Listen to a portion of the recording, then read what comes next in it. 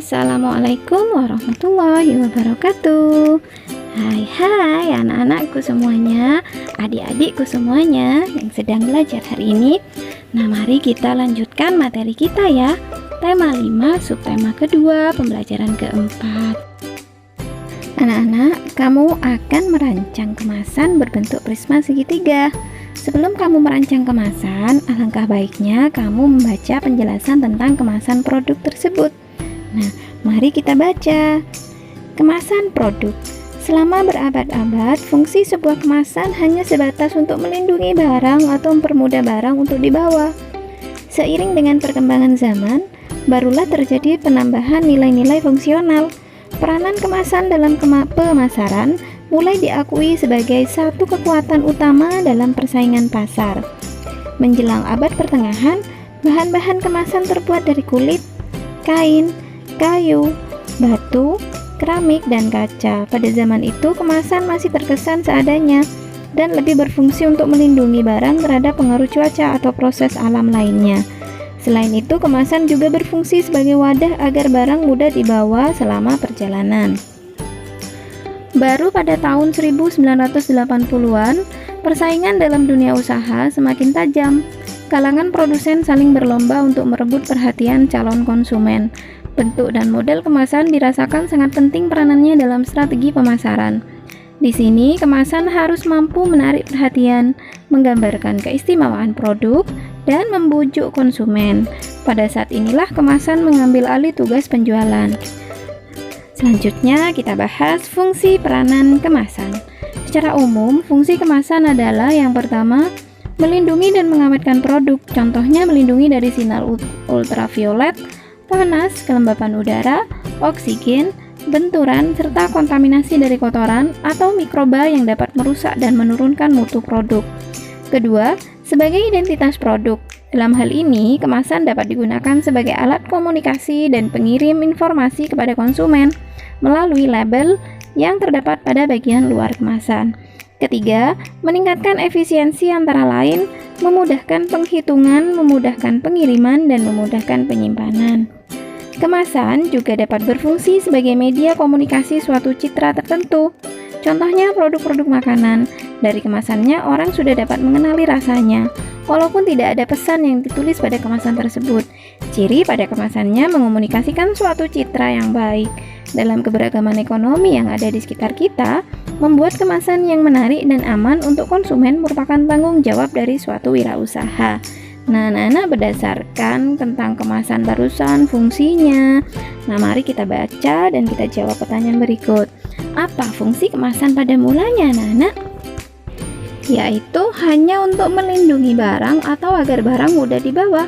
Yang kedua, sebutkan 3 fungsi utama dari kemasan. Nah, fungsinya itu adalah melindungi dan mengawetkan produk, anak-anak. Yang kedua, sebagai identitas produk. Yang ketiga, meningkatkan efisiensi ketika menghitung, mengirim maupun menyimpan suatu produk. Yang ketiga, dalam keberagaman ekonomi yang ada di sekitar kita, membuat kemasan yang menarik dan aman untuk konsumen merupakan tanggung jawab dari suatu wirausaha. Apa ya maksud dari pertanyaan di atas, anak-anak? Nah, yaitu kemasan menjadi identitas produk di antara keberagaman ekonomi yang ada. Kemasan juga menjadi satu bentuk pelayanan karena keamanan produk dijaga sampai ke tangan konsumen, sehingga konsumen menilai bahwa suatu wirausaha bertanggung jawab atas produknya. Hal ini juga akan berdampak pada perkembangan wirausaha tersebut. Nah, anak-anak, berdasarkan kemasan, mari kita amati bentuk kemasan berikut. Nah, ini kemasan ini berbentuk prisma segitiga. Nah, kalian lihat, kalian amati. Pada kemasan ini sudah ada namanya, berisi apa dalamnya, yaitu permen coklat. Di situ juga ada gambar permennya. Kemudian ada pesan dari pengusahanya atau yang mempunyai wirausaha agar kemasan ini jika sudah selesai digunakan, sudah habis makanannya, dibuang di tempat sampah. Meskipun tidak ada tulisan mengajak suruh membuang sampah, tapi di sini juga ada gambar-gambar yang mewakili anak-anak. Nah, ini adalah gambar kita menjaga kebersihan, membuang bungkus makanan pada tempat sampah. Nah, anak-anak, apakah ada pertanyaan dengan kemasan-kemasan tentang fungsinya? kalian bisa ajukan pertanyaan pada kelompok daring kalian ya. Nah, kemudian sekarang kamu akan berlatih merancang kemasan anak-anak. Nah, kalau tadi kita sudah melihat kemasan dari permen coklat, nah sekarang kalian berlatih membuat kemasan berbentuk prisma segitiga. Nah, sebelumnya kalian harus membuat jaring-jaring prisma segitiga dulu. Nah, ini pada halaman 100 seperti ini. Nah, ini langkah-langkahnya. Yang pertama, sebelum kamu membuat kemasan, perhatikan informasi penting ini ya. Yang pertama, kamu akan mendapatkan kertas karton ukuran 50 cm x 50 cm. Jadi kalian siapkan kertasnya dulu ya. Yang kedua, kamu dapat menentukan sendiri ukuran kemasan yang akan kamu buat selama tidak melebihi ukuran kertas karton. Yang ketiga, kamu dapat menggunakan koran bekas atau kertas kalender bekas terlebih dahulu sebelum membuatnya menggunakan karton. Nah, cara ini biasa dilakukan oleh pembuat kemasan untuk menguji coba dan memastikan apakah rancangannya dapat terangkai dengan baik menjadi kemasan yang rapi. Keempat, setelah yakin, gambarlah jaring-jaring prisma segitiga pada karton. Tambahkan 1 cm pada bagian-bagian yang perlu direkatkan. Yang kelima, setelah prisma segitiga selesai, hitunglah volumenya. Nah, anak-anak, di sini kalian berlatihlah, ikuti langkah-langkah tersebut ya dalam membuat jaring-jaring prisma segitiga, sehingga nanti kemasan kalian akan terlihat bagus. Bisa kalian tambahi dengan tulisan-tulisan dan warna yang indah atau gambar dari produk yang dibungkus atau di kemasan itu ya. Misalkan kalian membuat makanan seperti tadi permen coklat, nah kalian sertakan gambar permennya, makanannya apa, kemudian tulisan apa yang ingin kalian sampaikan pada kemasan tersebut agar konsumen mengerti. Nah, anak-anak, kamu telah membuat daftar riwayat hidupmu pada pertemuan sebelumnya kan? Kamu akan menceritakan tentang daftar riwayat hidupmu secara berkelompok. Ayo persiapkan dirimu dengan baik.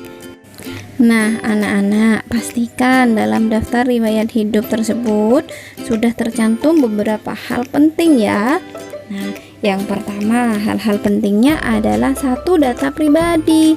Cantumkan dalam data pribadi nama lengkap, alamat lengkap, kode pos, nomor telepon, jenis kelamin, tempat dan tanggal kelahiran, kewarganegaraan, dan agama. Kedua, bidang yang diminati. Tulislah bidang yang kamu minati.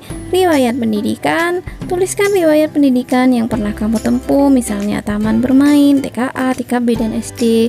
Kemudian, ekstrakurikuler dan kursus. Cantumkan ekstrakurikuler dan kursus yang pernah kamu ikuti anak-anak. Yang kelima itu kecakapan. Tuliskan kecakapan atau keterampilan lain yang kamu miliki. Nah, kalian tuh punya bakat apa? Kalian terampil dalam bidang apa? Kemudian yang terakhir, kesimpulan. Tuliskan di bagian kesimpulan sikap dan keterampilan yang menonjol dalam dirimu yang mendukung bidang yang kamu pilih. Nah, anak-anak, perhatikan ya informasi penting apa yang harus ada dalam daftar riwayat hidup kalian. Nah, anak-anak, demikian pembelajaran hari ini. Semoga ilmu yang kita pelajari hari ini bermanfaat. Sampai jumpa pada pembelajaran kelima. Terima kasih. Wassalamualaikum warahmatullahi wabarakatuh.